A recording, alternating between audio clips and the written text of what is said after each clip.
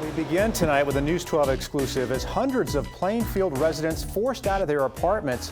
One of the owners of the condemned building is talking only with News 12 New Jersey tonight. Our Eliezer Marte cornered that owner when he returned to the building today. News 12 was the first to bring you this story last night. Eli joins us live with more from that interview tonight. Eli? Kurt, and one of the owners had no choice but to answer questions that tenants have been asking all day, or better said, since yesterday when they received that notice that they had to leave this building. They have 3 days to pack everything up and leave, but as of right now, immediately, they cannot sleep over their apartments. These tenants here, they just finished doing what they tell me they know how to do best, and that is to pray, because they feel hopeless. Whether in trucks or on their feet. Residents at 501 West 7th Street are moving out of their apartments.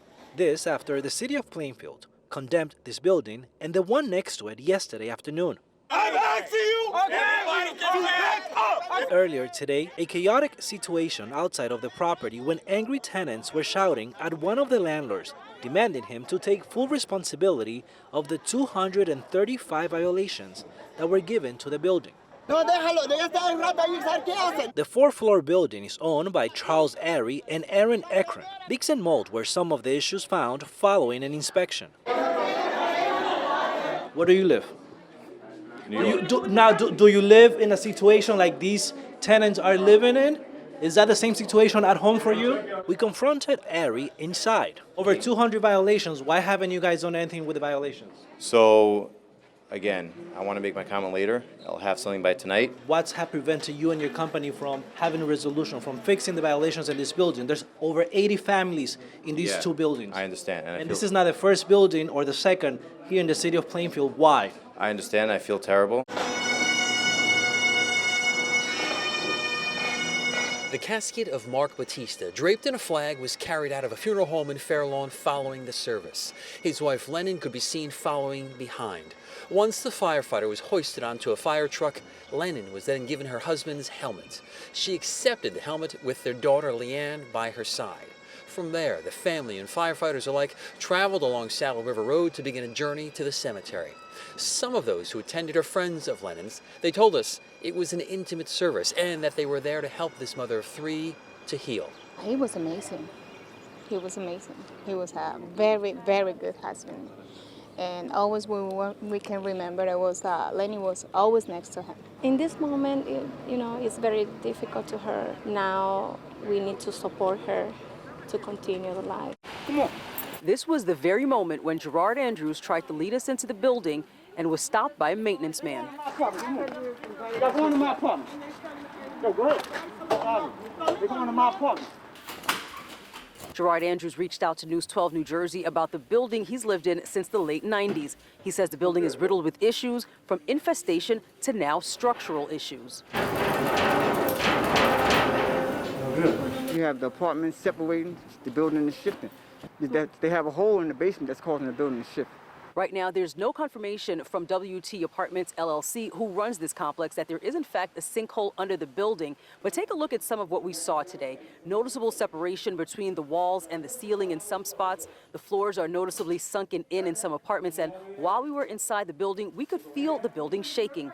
Love on them. Hug on them. Say I love you just like love on your family. Emotions were high this afternoon as the Edison mom's family and friends gathered to remember her and her son Noah in prayer. Father in heaven, we thank you so much for this opportunity to come together as a family. We are in need of comfort, dear God. I am thanking you that the unity is here right now in the name of Jesus. 1, 2, 3. I love you, Father Noah. From her home in Bayonne, running along the city sidewalks. Good morning. Into Jersey City. All the way to Hoboken, each step of Deb Green's journey, running with the American flag in hand, has a purpose. they just want people to remember.